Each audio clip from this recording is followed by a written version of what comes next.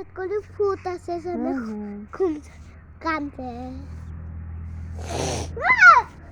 ভয় পাতো কোনো খালি থাকে ইয়েতের মতন কোনো থাকে বলে পেন কেমন হয় কালা হয় না সাদাই বলো এতে চেংলা নাকি চেংড়ি মেয়ে ও মানে সেটা এতেরও বাচ্চা হলে অনেক পাঁচগুলো হবে আর দুধ খেতে পারবো অনেক দুধ খেতে পারবো এটা আপুর কোনো না আমার আমার কোনোটাও বালা বালা